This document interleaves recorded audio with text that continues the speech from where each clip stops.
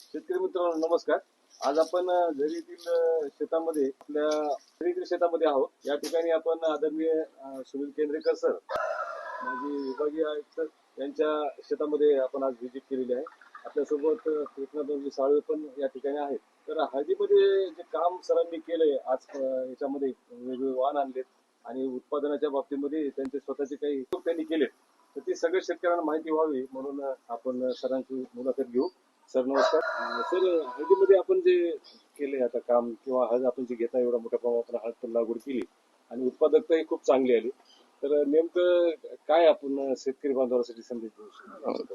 हळदीमध्ये मला असं वाटतं व्हरायटी सिलेक्शन खूप महत्वाचं आहे. आपल्याकडे नॉर्मली सेलम नावाची जात जास्त वापरल्या जाते. ती जात निश्चित चांगली आहे, पण तिच्या आतमध्ये जो एक पिवळा गाभा असतो तर ज्याला आपण कुरकुमिन पॅक म्हणतो तो जरा बारीक, आणि जेव्हा आपण हळद शिजवतो तेव्हा तो पॅक फुटतो आणि तो थोडा एक्सपांड होतो, वाढतो, आणि मग वाढलेला म्हणजे त्याचा उतारा थोडा कमी येतो कारण वरचा गाभा वाळून जातो. आणि ही जी व्हरायटी आहे ही मेगा 1 नावाची व्हरायटी आहे. हिचं बेन मी फार पूर्वी 3-4-5 वर्षापूर्वी आसाम मधून मागवलं. मी 2 प्रकारच्या जाती मागवल्या होत्या, एक लॅकाडॉंग मागवली होती आणि मेगावन. लॅकाडॉंग हे गाव आहे मेघालयातलं. तिथल्याच चांगल्या हळदी म्हणजे जास्त कुरकुमिन पर्सेंटेज असणार तिथल्याच चांगल्या हळदीचं बेन काढून बाय सिलेक्शन ही व्हरायटी आसाम गव्हर्नमेंटने तयार केली, म्हणजे आसाम मधल्या युनिव्हर्सिटीजने. पहिल्यांदा आलं तेव्हा हे खूप बारीक होतं बेन आणि पूर्ण पिवळं जर्द म्हणजे कुरकुमिन पॅक पूर्ण होता. आता गेल्या 5 वर्षात जी डेव्हलपमेंट झाली त्याच्यात असं दिसतं की एक थोडा पांढरा गाभा तयार झाला, पण सेलमच्या जवळपास 5-7-10 पट याचा कुरकुमिन पॅक. त्यामुळे याची मी स्वतः शिजून रिकव्हरी काय ती बघितली, ती 27%. मी सेलम लावली, कडप्पा लावली आणि ही लावली, तिन्ही लावले आणि तिघांचंही टेस्ट. कडप्पा हळद चांगली आहे पण रिकव्हरी फार कमी आहे. थोडी काही लेट ब्लाइटला वगैरे ससेप्टेबल आहे, रोग येतात. सेलम डेफिनेटली फार चांगली व्हरायटी आहे, पण ती माझ्या मतानं, माझं वैयक्तिक मत आहे, शेतकऱ्यांनी निर्णय घ्यावा, ती याला मॅच नाही करू शकत कारण सेलमची रिकव्हरी मला 17-18% पर्यंत येऊ लागली. याची मात्र मी 4 ड्रम शिजवले 3-3 क्विंटलचे आणि वाळवून मग त्याची हळद केली तर ती साधारण 27% आली. ब्रश करून समजा आपण ड्रम केला तर 25% पर्यंत निश्चित आहे, कारण याचं कुरकुमिन जास्त, याचं कुरकुमिन पर्सेंटेज डेफिनेटली आहे. मी तपासलं नाही पण 5 ते 60% वर आहे असं सगळे रिसर्च सांग. पण याच्या हळदीचा जो वास आहे तो जर आपण एखाद्या पॅक केली 15-20 दिवसानं बाहेर तेल येतं प्लास्टिकच्या पन्नीच्या, आणि 1 किलोचाही घरात गमगमाट होतो. माझ्या मताने ही हळद चांगली व्हरायटी. लोक म्हणत होते फार बारीक येते, पण माझ्याकडे आता जसं न्यूट्रिशनल मॅनेजमेंट बरोबर केलं तर साईज तुम्ही बघतात की सेलम सारखी साईज आहे किंवा त्याच्यापेक्षाही मोठी साईज पडलेली आहे. सर पारंपरिक जी शेती हळद करतात लोक, साधारणपणे आपण बघितलं की 1 लाखापासून 1.25 लाख रुपयापर्यंत खर्च शेतकऱ्यांचा येतो. तर त्या तुलनेमध्ये आपण याच्यावर काय खर्च केला सर आणि काय काय उपाययोजना केल्या, म्हणजे एकात्मिक अन्न व्यवस्थापन वगैरे कसं करतात? नाही, यामध्ये कसं झालं की सुरुवातीला मी पण तसंच केलं. सुरुवातीला मी काही लोकांकडून, एक्सपर्ट्स कडून शेड्यूल घेतलं होतं. मग 19-19-19 सोडा, 12-61 सोडा, 0-52-34 सोडा, असं खूप द्रव्य आम्ही सोडली. फॉस्फरिक ऍसिड सोडा, डीएपी विरघळून सोडा. पण नंतर या बाबतीत मला हळदीत मार्गदर्शन करायचे डॉक्टर जितेंद्र कदम. मग आम्ही त्यांच्याशी चर्चा केली, माझ्या काही शंका होत्या त्या सांगितल्या, जसं की फॉस्फरस वरून देण्यात काहीच अर्थ. आणि मग मी एक रिसर्च वाचलं की डीएपी जर विरघळून दिलं तर फॉस्फरसचा रिझल्ट येत नसतो, येणारा रिझल्ट फक्त नायट्रोजनचा असतो, अमोनियाचा. आणि शेतकऱ्यांना आपल्याला वाटतं की तो डीएपीचा रिझल्ट, तर ते फॉस्फरस पहिल्या 1.5-2 इंचातच फिक्स होतं आणि मुळं त्याच्या खाली असतं. मग मी एक शंका अशी विचारली की मग जर 18-46 म्हणजे डीएपी मधलं 46 मिळत नसेल तर मग 19-19 मधलं 19 खालून सोडून कसं काय मिळणार फॉस्फरस? 0-52-34 मधलं 52 कसं काय मिळणार खाली सोडल्यावर? सगळंच फॉस्फरस मिळणारच नाही. तर मला काही शास्त्रज्ञ म्हणले की ते बरोबर आहे, ते मिळतच नसते. फॉस्फरस द्यायचा असेल किंवा मॅक्सिमम पोटॅश द्यायचा असेल तर पेरणीच्या वेळेस देणं एवढाच उपाय, बेसल डोस मध्येच त्याचा वापर. आणि सर्वात चांगला फॉस्फरसचा सोर्स हा सिंगल सुपर फॉस्फेटच आहे, ज्याच्यामध्ये आता ग्रो प्लस किंवा ग्रोमोर अशा कंपन्यांचे काही आलेत की ज्याच्यात झिंक आणि बोरॉन थोडा ऍडेड आहे. माती तपासणी केली तर असं दिसलं की चुनखडी आहे मातीत, आपल्याकडे सगळीकडेच आहे. पीएच सुद्धा 7.5च्या वरच आहे, 7.5 असतो. त्यामुळे खालून दिलेले मायक्रोन्यूट्रिएंट लागू पडत आहेत आणि आम्ही टाकायचो, सिलिकॉन टाक, हे टाक, ते टाक, मिळते का नाही माहित नाही. यील्ड फारसे आले पण फारसे चांगले नाही आले. यावेळेस मी 1 किलो सुद्धा मायक्रोन्यूट्रिएंट खालून दिले, त्यामुळे तो खर्च वाचला. दुसरं मी काय केलं की माझे मायक्रोन्यूट्रिएंट मी स्वतः तयार, म्हणजे आता जर ते बाहेर कोणी विकले असते तर 1,500-2,000 रुपये लिटरने विकले असते. 30-40 रुपये मायक्रोन्यूट्रिएंटचा खर्च येतो. आपल्या डोळ्यासमोर बनलेलं असतं आणि आपलं परफेक्शन असतं, बाहेरून घेतलेलं आपल्याला माहित नसतं. त्यामुळे माझे मायक्रोन्युट्रिएंट मी बनवले, 2 प्रकारचे बनवले मी. एक 17-18 एलिमेंट मिळून एक केलं आणि एक 9-10 एलिमेंटचं. अत्यंत क्वालिटी रिझल्ट्स आहेत आणि ते फक्त स्प्रे मधून. दुसरी गोष्ट, हळद लागवडीचा समय फार महत्वाचा आहे. यावेळेस सुद्धा असे रिपोर्ट्स आहेत की ज्यांनी मे किंवा 15 जूनच्या आत लागवड केली त्यांनाच उतारे चांगले. मला जे अनुभव आहे ते असा आहे की बाबा हे पीक मी 3-4 वर्षापासून बघतो, तर याच्यात मला असं दिसलं की जेवढा मान्सून खाईल ते त्याची मुळाची व्यवस्था ही पाऊस सुरू व्हायच्या आधी जर थोडी डेव्हलप झाली तर रिझल्ट खूप चांगले. आता ही हळद ऑगस्टलाच कंद तयार करायला सुरुवात, आणि तेव्हा फेवरेबल वातावरण असतं, पाऊस असतो, न्यूट्रिएंट्स असतात, सगळं शांतता असते, सांगतो ना. आणि सेलमची सुरू होती ऑक्टोबर-नोव्हेंबर. त्यावेळेस आपलं वातावरण हार्श होतं, थंडी वाढली की झाडं शांत होतात, अपटेक करत नाहीत. त्यामुळे मला ही जात त्यामुळे आवडली. आणि नोव्हेंबर एंडला ही जात बसायला सुरुवात होते, डिसेंबरला ही जात बसते. म्हणजे पाण्याचा ताण नाही, उन्हाळ्यात मारामारी नाही. आता माझी हळद काढून शिजवली, ती पण मी 1 महिना लेट काढली, कारण की याचा कालावधी 7 महिने, आपल्याकडे 7.5 महिने. आणि तशा पद्धतीनं माझं मत आहे की लागवडीचा जो कालावधी आहे तो माझं स्वतःचं वैयक्तिक मत आहे, मी यावर्षी चालू करेल. मी 15 एप्रिल पासूनच लागवड चालू, कारण नंतर मान्सूनचे पाऊस थोडे सुरू होतात. आणि मी पहिल्यांदा ड्रीप देत, आतापर्यंत मी ड्रीप द्यायचो, मग पाणी कुठे मिळायचं कुठे मिळायचं नाही, मग टेम्परेचर वाढायचं. स्प्रिंकलरचे साधारण जर पाणी दिलं तर बऱ्यापैकी हळद चांगली उगवते.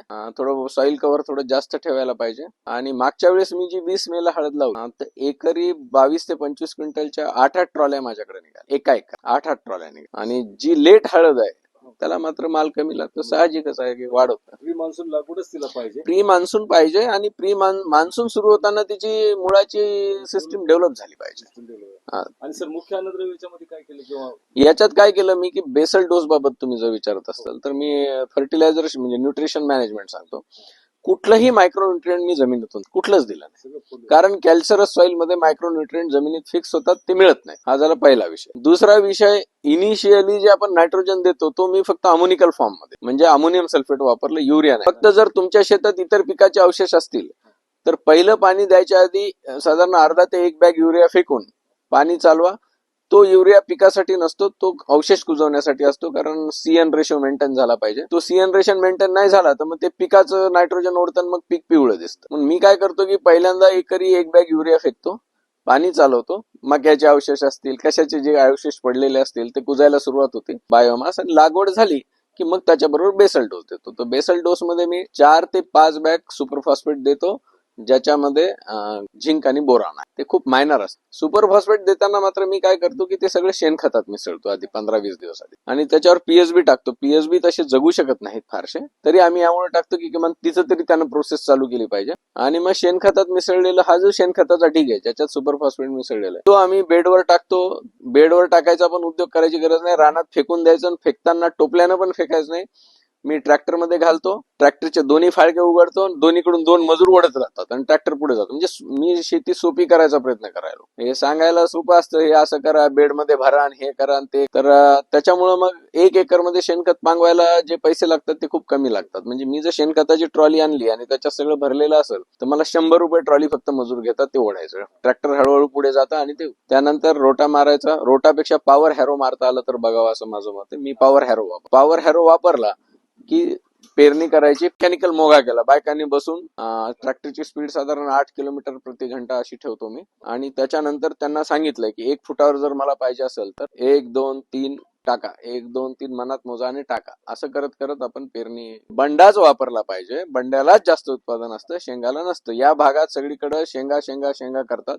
मलाही माझे गडी म्हणले की साहेब शेंगा लावा, शेंगाला उत्पादन जास्त असते. मी सगळे प्रयोग केले, एक्सपर्ट्सला बोललो, डॉक्टर जितेंद्र कदमला बोललो, ते म्हणे बंडाच लावायला पाहिजे, बंडालाच उत्पादन जास्त आहे, आणि आमच्याकडे बंडाला. तर आपण काय करायचं, 4 ते 5 बॅग होते सुपर फॉस्फेट, ग्रो प्लस वगैरे अशा व्हरायटीचं घ्यायचं, झिंक बोरॉनवाला. Number 2 bag ammonium. Number 3 1 bag muriate of potash. Muriate of potash सुरुवातीला कमी यामुळे घ्यायचं की त्याचा उपयोग पिकाला होत नसतो, पण तो रेजिस्टन्स बिल्ड करतो. झाडाचं जे पेशी आहेत त्याची वॉल बनवणे किंवा त्याचा रेजिस्टन्स बिल्ड करणे किंवा इतर मूलद्रव्यांना मदत करणे हे त्याचं काम आहे, म्हणून आपण ते घेतो. आणि एवढंच टाकायचं. आणि शेणखतात मिक्स करून टाकलं तर फारच चांगलं.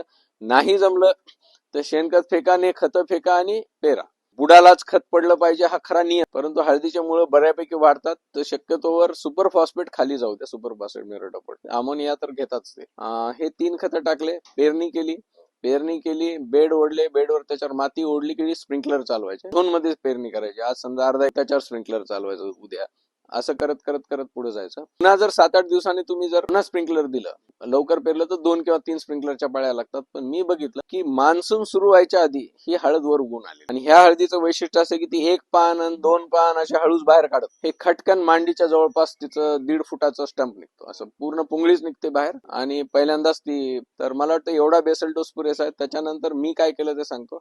60 ते 65 दिवसांनी मी पुन्हा एकदा अर्धा बॅग युरिया, सॉरी 1 महिन्यानी अर्धा बॅग युरिया, म्हणजे उगून आल्यानंतर, म्हणजे जवळपास 1.5-2 महिने होतात, अर्धा बॅग युरिया दिला आणि अर्धा बॅग अमोनियम सल्फेट. आणि त्याच्यानंतर 60, 65, 70 दिवसांनी मी 1 bag ammonium sulphate, 1 bag muriate of potash एवढं दिलं. थोडं डीएपी मी ट्राय केला, पण डीएपी लागू पडला का नाही मला माहित नाही, कारण फॉस्फरस लागू पडेल अशी शक्यता नाही, ते खाली जात. पण मी हे केलं आणि बाकी सगळे मायक्रोन्युट्रिएंट्स आणि खतं फक्त स्प्रे मधून म्हणजे 6-7 हजाराचे माझे खतं झाले एकरी. ऐक, डिसीज फारशी या पिकाला येत नाही, तसं खूप कणखर पीक आहे. माझ्या मतानं आपण त्याचा उगच हवा केलेला आहे आणि आम्ही मध्ये मध्ये केलं. उदाहरणार्थ तुम्हाला सुरुवातीला मी जो स्प्रे घेतला, जर 21 दिवसाला स्प्रे पाहिजे, 21 दिवसाला आपल्याच्यानं होत नाही, महिन्याला जरी स्प्रे झाला तरी, तर पहिल्यांदा मी फक्त कॉपर सल्फेट 1.5 ग्रॅम आणि कीटकनाशक तर मी घेतलेच नाही. आणि बाकी मायक्रो 19-19-19 वगैरे जे काही खतं आहेत ते घेतले. पण माझे 2 मायक्रोन्युट्रिएंट आणि सगळा गेम त्या मायक्रोन्युट्रिएंटनेच बदलला तुम्हाला. आणि सर याच्यामध्ये आता यावर्षी खूप पाऊस पण झाला, अनेक ठिकाणी माशी कंदकूज लागली आणि खूप मोठ्या प्रमाणावर हळद खराब झाली त्या ठिकाणी. पण आपलं एवढं मोठं क्षेत्र असताना, इतकी प्रतिकूल परिस्थिती असताना माझ्याकडे एकही कंदकूज झाली नाही. काय आहे सर त्याचं कारण खूप सोपं आहे. मोठमोठे स्प्रे घ्यायची गरज नाही.